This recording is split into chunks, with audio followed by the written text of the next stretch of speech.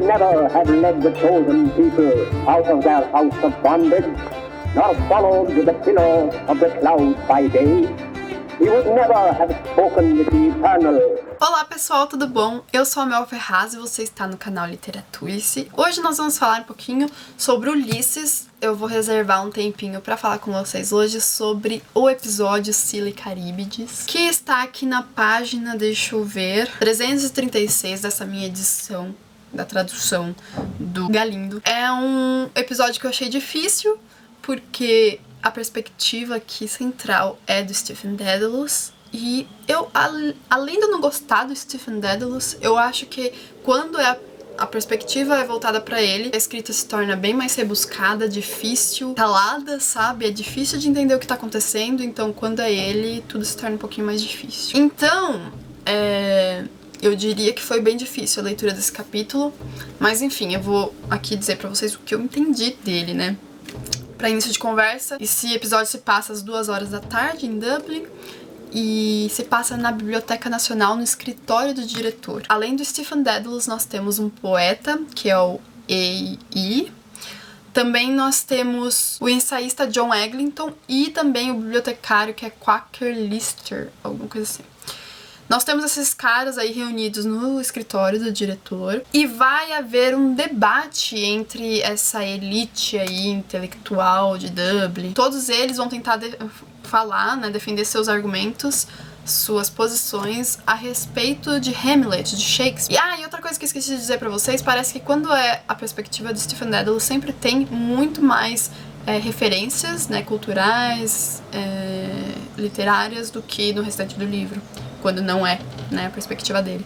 Então, por se tratar de um ambiente, né, literário, com muitos intelectuais, então aqui você tem uma quantidade enorme de referências literárias, referências, enfim, culturais, que me deixaram bem mais perdida, assim. Eu acho que teria sido uma leitura bem mais fácil se eu tivesse lido Hamlet ou outras coisas do Shakespeare, como eles mencionam também bastante A Tempestade, outras peças dele. Então eu acho que se você for ler o livro, talvez se você ler Hamlet primeiro, seria melhor, assim, pra você entender esse capítulo.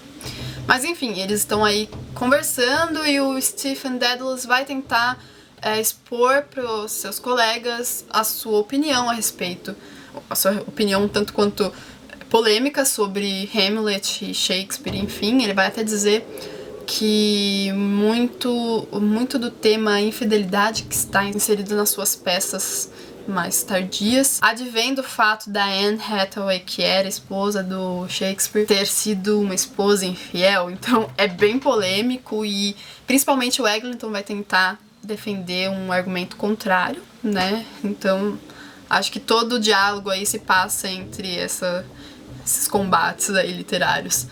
E é muito interessante porque é que eu acho que muita coisa aqui que tem no Ulisses é um pouco medíocre. E até essa conversa que não deveria ser tão medíocre, porque no final o próprio Stephen Dedalus confessa que ele não acredita no próprio ponto de vista dele. Vai entender, sabe? Esse cara é totalmente weird. Não gosto dele. Em certo momento, o Buck Milligan, que é um colega do Stephen Dedalus, aparece, né? Ele apareceu a primeira vez no primeiro episódio. E aqui ele surge e em um dado momento, depois, né, no meio da discussão, ele acaba tendo uma ideia para a escrita de uma peça que é muito engraçada, porque vai se tratar sobre a masturbação.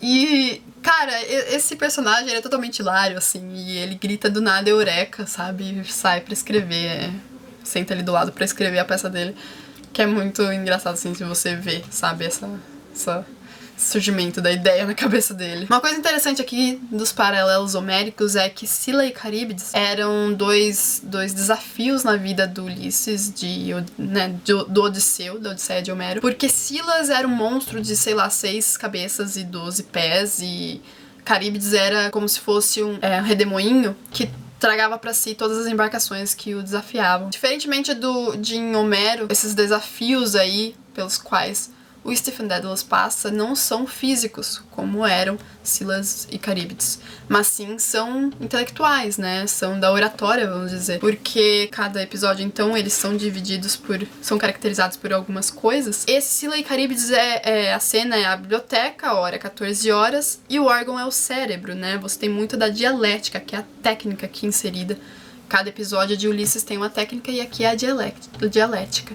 Então o desafio dele é demonstrar o seu argumento e defendê-lo. Mas acaba que no final não dá certo, né, gente? Porque ele mesmo confessa que não acredita nisso e os seus camaradas dizem que, ó, vai ser difícil você vender, né, o que você escrever sobre isso, porque se nem você acredita, como que vai dar certo, né? Então é algo bem interessante de se ver. Uma coisa que me chamou bastante atenção nesse episódio é que num dado momento eles vão discutir a figura paterna, né? E é bem controverso, assim, porque o Stephen Dedalus tinha uma relação bem difícil com seu pai. E, enfim, é uma coisa que me tocou bastante porque, não sei, eu me vi um pouquinho nisso, sabe? Tem umas coisas muito interessantes, umas quotes muito interessantes. Foi um episódio que eu marquei bastante porque, ó, tem coisas muito bacanas. E não só sobre essa ideia, né, paterna e sobre o tema da paternidade, mas tem muitas outras coisas assim que eu gostei de ter lido e que eu marquei. Tem uma frase que ele diz assim: um pai, Stephen disse, combatendo a desesperança é um mal necessário. Eu achei bem interessante isso, porque se você for ver, é um mal necessário mesmo. E a paternidade pode ser uma ficção legal, sabe? São frases impactantes, né? E não só sobre isso, também tem uma quote que é muito interessante, que é bem grandinha, vou citar aqui pra vocês, que é: toda a vida é muitos dias, dia após dia. Caminhamos por nós mesmos, encontrando ladrões, fantasmas, gigantes, velhos, rapazes, esposas, viúvas, bascunhados, mas sempre encontrando a nós mesmos. O dramaturgo que escreveu o folho deste mundo e escreveu mal, ele nos deu a luz primeiro e o sol 2 dias mais tarde, o senhor das coisas como são a quem os mais romanos dos católicos chamam de Oboia, Deus Carrasco é indubitavelmente tudo de todos em todos nós, cavalariço e açougueiro, e seria captain e corno também, não fosse pelo fato de que na economia do paraíso, predita por Hamlet, não há mais casamento sendo o homem glorificado, anjo andrógeno e esposa de si próprio. É bem forte, né? Mas é uma coisa que, se você parar pra pensar, faz muito sentido. Coisa que eu nunca achei que eu fosse, né? Que nem nunca fosse acontecer comigo, que seria concordar com o Stephen. Acontece, né? Numa outra parte ele diz: o que é um fantasma? Stephen disse com formigante energia.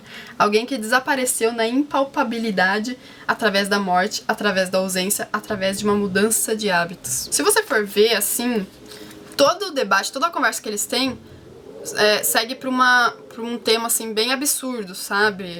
Peça sobre masturbação, enfim.